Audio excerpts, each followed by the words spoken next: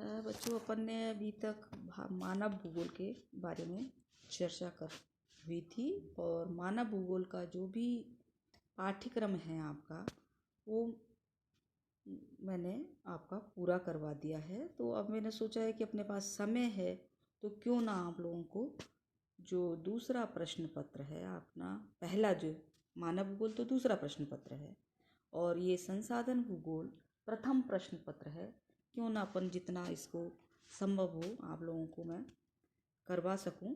तो इसलिए मैंने आज से ये जो प्रथम प्रश्न पत्र है संसाधन भूगोल, इसके लिए शुरुआत की है। तो इसका पहला चैप्टर है संसाधन की परिभाषा और उसका वर्गीकरण। तो आज अपन संसाधन भूगोल की बात करेंगे कि संसाधन क्या है, इनकी परिभाषा क्या है, इसके बारे में थोड़ी सी चर्चा करते हैं। तो सबसे पहले हम जानना चाहेंगे कि संसाधन क्या है। कंसेप्ट ऑफ रिसोर्स, संसाधन की अवधारणा। संसाधन क्या होते हैं, ये मानव जीवन के लिए क्यों उपयोगी हैं, इनका उपयोग क्यों किया जाता है, इससे क्या लाभ हैं, तो इसके बारे में अपन थोड़ी सी जानकारी प्राप्त करेंगे। तो संसाधन एक ऐसी प्राकृतिक और मानवीय संपदा है जिसका उपयोग हम अपनी आवश्यकताओं की पूर्ति के लिए करते हैं। अगर हम दूसरे शब्दों में इसी बात को दोहराएं तो मानवीय जीवन की प्रगति, विकास और अस्तित्व संसाधनों के ऊपर निर्भर है। जितने भी प्राकृतिक संसाधन मानव जीवन के लिए उपयोगी हैं, किंतु उसका उपयोग उपयुक्त तकनीक विकास द्वारा ही संभव है।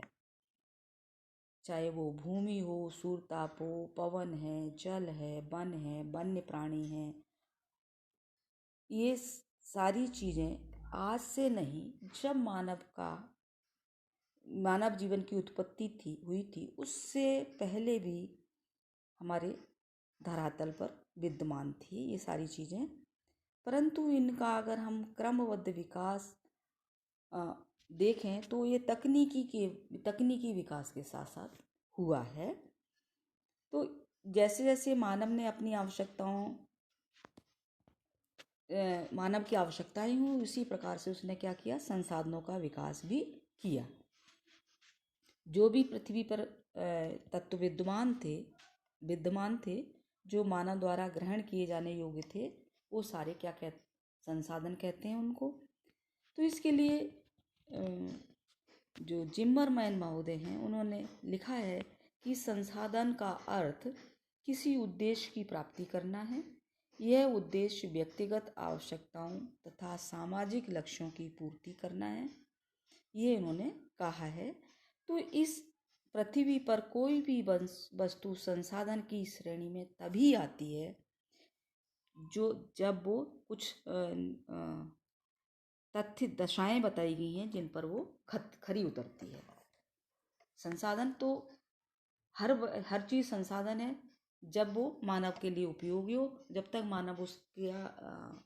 मानव के लिए उपयोगी नहीं होती तब तक वो संसाधन नहीं होती है। तो इसके लिए कुछ जो श्रेणियां हैं वो बताई गई हैं, जैसे वस्तु का उपयोग संभव हो, इसका रूपांतरण अधिक मूल्यवान तथा उपयोगी वस्तु के रूप में किया जा सके, जिसमें निश्चित उद्देश्यों की पूर्ति की क्षमता हो, इन वस्तुओं के दोहन की योग्यता रखने वाला मानव संसाधन उपलब्ध हो और संसाधनों के रूप में सतत विकास करने के लिए आवश्यक पूंजी हो।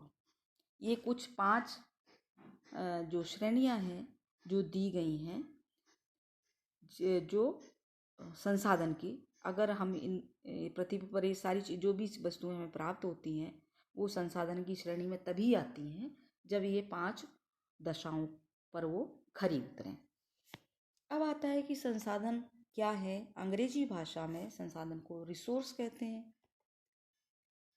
तो ये 2 शब्दों से मिलकर बना है, री और सोर्स, जिसका क्रम जो आशय है वो है री मीन्स दीर्घ अवधि या पुनः, अगेन, और सोर्स का मतलब है साधन या उपाय। तो प्रकृति में उपलब्ध संसाधन जिन पर जैविक समुदाय दीर्घ अवधि तक निर्भर रह सके तथा पुनः पूर्ति या पुनर्निर्माण की क्षमता हो, जैसे कि प्रकृति में वायु तथा सूर्य का प्रकाश दीर्घ अवधि तक मिलते रहेंगे, जबकि वनस्पति को पुनः उत्पादित किया जा सकेगा। तो संसाधन प्रकृति में पाए जाने वाला ऐसा पदार्थ, गुण या तत्व होता है जो मानवीय आवश्यकताओं की पूर्ति करने की क्षमता रखता हो। संसाधन दृष्टिगत और अदृश्य दोनों रूप में पाए जाते हैं। दृश्यमान संसाधनों में जल है, भूमि है, खनिज है, वनस्पति है। ये तो क्या है जो हमें दिखाई देते हैं। मानव जीवन, उसका स्वास्थ्य, इच्छा, ज्ञान, सामाजिक जो सामंजस्य है, आर्थिक उन्नति है आदि एक संसाधन कैसे हैं जो कि अदृश्य हैं, हमें दिखाई नहीं देते। मानव खुद अपने आप में एक संसाधन है। तो अब आती है संसाधनों की परिभाषा। संसाधन की परिभाषा को अनेकों विद्वानों ने अपनी भाषा में परिभाषित किया है। समाज विज्ञान जो कोश है उसके अनुसार जो संसाधन है उनकी परिभाषा निम्न प्रकार है। संसाधन मानवीय पर्यावरण के वे पक्ष हैं जिनके द्वारा मानव की आवश्यकताओं की पूर्ति में सुविधा होती है तथा सामाजिक उद्देश्यों की पूर्ति होती है। ये कहा है समाज विज्ञान कोश ने, एनसाइक्लोपीडिया के द्वारा दी गई है जो परिभाषा। दूसरी है जिम्बरमैन की, कि संसाधन पर्यावरण की वे विशेषताएं हैं जो मानव की आवश्यकताओं की पूर्ति में सक्षम मानी जाती हैं। उन्हें मनुष्य की आवश्यकताओं और क्षमताओं द्वारा उपयोगिता प्रदान की जाती है। एक हुए हैं जेम्स फिशर। इन्होंने कहा है कि संसाधन ऐसी कोई वस्तु है जो मानवीय आवश्यकताओं और इच्छाओं की पूर्ति करता है। स्मिथ और फिलिप्स ने कहा है कि मूलतः संसाधन केवल पर्यावरणीय कार्यशीलता है जो मानवीय उपयोग में आते हैं। लास्ट है डडले स्टैम्प की। डडले स्टैम्प ने कहा है कि संसाधन किसी आवश्यकता या कमी की पूर्ति करने वाला साधन होता है। यह एक संग्रह या आरक्षित राशि होती है जिसको कोई भी आवश्यकता होने पर दोहन कर सकता है। तो ये कुछ परिभाषाएं थी जो कि भिन्न भिन्न विद्वानों के विचार हैं। अब कहा जाता है कि प्रकृति में कुछ संसाधन ऐसे हैं जो बिना मानवीय प्रयास के स्वतंत्र रूप में उपलब्ध हो जाते हैं और कुछ ऐसे होते हैं जो मानवीय प्रयासों से उनको उपयोगी बनाया जाता है। तो इसी आधार पर जिम्बरमैन ने कहा है कि संसाधन होते नहीं हैं, वे बनते हैं और संसाधनों को आप जिस रूप में बनाना चाहते हैं वैसे ही बन जाते हैं। इस दृष्टि से मनुष्य का ज्ञान सबसे बड़ा संसाधन है, क्योंकि यही संसाधनों के स्वरूप को परिवर्तित करने की क्षमता रखता है। मनुष्य का ज्ञान सभी संसाधनों की जननी है। मानवीय आवश्यकताओं के स्वरूप में परिवर्तन के अनुसार ही संसाधनों की महत्ता बढ़ जाती है। 19वीं शताब्दी में यूरेनियम का उपयोग केवल रंगीन कांच बनाने के लिए किया जाता था, लेकिन आणविक तकनीकी का आविष्कार होते ही इसका सामरिक एवं ऊर्जा संसाधन के रूप में भी महत्व बढ़ गया है। तो क्या हुआ कि जैसे जैसे तकनीकी विकास हुआ वैसे वैसे ये जो हमारे संसाधन थे उन्होंने भी अपना जो स्वरूप है उनका भी स्वरूप परिवर्तित होता गया। तो इसमें सबसे विशेष अगर योगदान है तो वो मानव का है, क्योंकि मनुष्य का ज्ञान ही संसाधनों की, कहा गया है कि मनुष्यों का ज्ञान ही संसाधनों की जननी है। अब आता है संसाधनों का निर्माण। जो संसाधन है इसकी जो निर्मात्री है या जन्मदायिनी है वो प्रकृति को माना जाता है। प्रकृति के अनेक तत्व स्वयं संसाधन तथा निर्माणकारी कारक दोनों रूप में देखने को मिलते हैं। मानवीय प्रभाव से इनकी प्रकृति को बदल दिया जाता है। जैसे वायु, जल, वनस्पति, मिट्टी आदि प्रमुख हैं। ये सभी तत्व जब तक मानव प्रभाव से अप्रभावित रहे तब तक ये संसाधन नहीं बने। जैसे ही मानव ने इनका उपयोग करना शुरू किया, ये संसाधन के रूप में प्रयुक्त होने लग गए। जैसे जल है, एक प्राकृतिक संसाधन है और इससे क्या करते हैं, हम जल विद्युत बनाते हैं, ऊर्जा संसाधन का निर्माण किया जाता है। ये जल आज ही नहीं, वर्षों करोड़ों वर्षों से जल की उपलब्धि है, परंतु तकनीकी का ज्ञान नहीं था, उससे विद्युत नहीं बनाई जा रही थी। तब तक वो जल ही था, सिर्फ पानी पीने के उपयोग में आता था, या सिंचाई के उपयोग आता था, या नौकायन के उपयोग में आता था। जैसे ही तकनीकी ज्ञान में वृद्धि हुई और इससे ऊर्जा का निर्माण हुआ, जल विद्युत बनाई गई, एक संसाधन का रूप धारण कर लिया। इसी भांति से अगर हम पवन ऊर्जा दें की बात करें तो आज से नहीं, पवन हमेशा चलती है और पूरे विश्व में है, परंतु जहाँ पर इससे पवन ऊर्जा से का निर्माण ऊर्जा के रूप में किया जाता है, वहाँ पर तो ये संसाधन का रूप धारण कर लिया इसने, वरना तो ये सिर्फ एक वायु ही के रूप में ही गिनी जाती है। तो प्रकृति एक ऐसा भौतिक आधार है जिस पर मानव अपनी जो तीव्र बुद्धि एवं तकनीकी दक्षता से प्राकृतिक पर्यावरण का उपयोग करके संसाधन निर्माण में अपनी भूमिका अदा करता है। मानवीय ज्ञान में वृद्धि से ही जो हमारे प्राकृतिक तत्व हैं उनकी कार्य क्षमता में भी वृद्धि हुई है। सन 1950 से पूर्व मानव जीवाश्मी ईंधन, जो कोयला या पेट्रोल का सही ढंग से उपयोग करना नहीं जानता था, लेकिन धीरे धीरे मानवीय ज्ञान में वृद्धि हुई, सभ्यता का विकास हुआ, संस्कृति की विकसित हुई, तो साथ साथ जो विभिन्न हमारे प्राकृतिक संसाधन हैं उनसे मानव अवगत हुआ और उसका उपयोग करना उसने सीखा, और उनके उन्नति के जो तरीके थे वो भी उसने सीखे। इससे क्या हुआ, संसाधनों में वृद्धि हुई। अब आती हैं संसाधन की संकल्पनाएं। प्रकृति में विद्यमान संसाधन के विभिन्न पक्षों को अगर हम मद्देनजर रखते हुए अगर विद्वानों ने जो संसाधन की कुछ संकल्पनाएं बताई हैं वो इस प्रकार हैं। जैसे संसाधन होते नहीं, बनाए जाते हैं। इस संकल्पना के आधार पर हम देखें तो संसाधन मूलतः होते नहीं हैं, मानव अपनी आवश्यकता अनुसार उनको निर्मित करता है। प्रकृति में कोई भी तत्व विद्यमान है तो वो तब तक संसाधन नहीं है जब तक कि मानव उसका अपनी मानवीय कौशल और कार्य क्षमता से उसका उपयोग शुरू ना करे।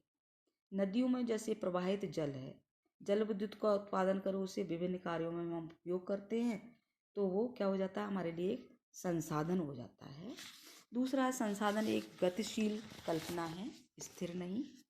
इस अवधारणा के अनुसार कुछ संसाधन वर्तमान में अनेक प्रतिरोधों के कारण मानवीय उपयोग के योग्य नहीं है, वे ही कालांतर में संसाधन का रूप लेकर मानवीय आवश्यकता की पूर्ति कर सकते हैं। वर्तमान में तो नहीं है, पर अगर हम भविष्य में बात करें तो इस प्रक्रिया में मानवीय ज्ञान की जो भूमिका है वो प्रमुख होती है। संसाधन मानवीय ज्ञान व कुशलता में वृद्धि के साथ बढ़ते हैं तथा दोष एवं गलतियों से कम होते हैं। फिर आता है संसाधन एक कार्यात्मक संकल्पना है। संसाधन का प्रमुख लक्षण उसकी मानवीय आवश्यकताओं की पूर्ति करने की क्षमता है। कोई भी प्राकृतिक तत्व मानवीय उपयोग के योग्य सक्रियात्मक रूप में बनता है। भूगर्भ में स्थित कोयला या पेट्रोलियम खनन करके ही दोहन योग्य बनता है तथा संसाधन कहलाता है। जब तक वो हमारे धरातल के अंदर दबा हुआ है, जिसका हमें जानकारी नहीं है, हमने उसका दोहन नहीं किया, उसको प्रयोग में नहीं लिया, तब तक वो दोनों चीज़ें हमारे लिए संसाधन नहीं हैं। जब हमने उनका दोहन करना शुरू किया तो वो हमारे लिए संसाधन बन गई। इसी तरह से अगर हम धरातल पर देखें तो नदियाँ प्रवाहित जल भी कार्यात्मक रूप में उपयोगी बन जाता है। जब तक उसका मानव उपयोग नहीं करता तब तक वो हमारे लिए संसाधन नहीं होता। संसाधन प्रतिरोधों तथा तटस्थ तत्वों के साथ मिलकर बनते हैं। तो प्रकृति में संसाधनों की उपलब्धता के साथ ही प्रतिरोध एवं तटस्थ तत्व भी रहते हैं। इन्हें अलग करना मुश्किल है। प्रकृति द्वारा प्रदान किए गए प्रतिरोधक तत्वों को हानिकारक तत्व भी कहते हैं। जैसे बंजर भूमि है, बाढ़ है, बीमारियां हैं, भूकंप है, तूफान है, ये सब क्या है? प्राकृतिक आपदाएं हैं। इसी प्रकार शिक्षा है, स्वास्थ्य है, सामाजिक भावनाएं हैं, ये मानवीय क्षेत्र के संसाधन एवं प्रतिरोधक हैं। इनकी अनुकूलता संसाधन है और प्रतिरोधता क्या है? प्रतिरोध है। शिक्षा प्राप्त कर व्यक्ति अगर महत्वपूर्ण शिक्षा प्राप्त व्यक्ति क्या होता है? एक महत्वपूर्ण संसाधन बन जाता है, जबकि अज्ञानता एक प्रतिरोधक तत्व है। तो कुछ तत्व दोनों ही स्थितियों में स्वतंत्र रहते हैं, जिन्हें मूक तटस्थ या तटस्थ तत्व कहा जाता है, और जिनमें तकनीकी ज्ञान में वृद्धि करके वो तटस्थ जो एवं प्रतिरोधक तत्व को संसाधन भी बनाया जा सकता है। फिर आता है मनुष्य के रहन सहन का स्तर संसाधनों के उपयोग का परिणाम है। हम धरातल पर जो अपना मानव का जीवन स्तर देखते हैं, ये किसके आधार पर सुधरा है? जब से मानव ने संसाधनों का उपयोग किया तब से उसके जीवन में सुधार आया है। प्राचीन समय में मानव था जो प्रकृति में विद्यमान संसाधनों का जो दोहन करने के बारे में नहीं जानता था, उनके बारे में उसको अनभिज्ञता थी।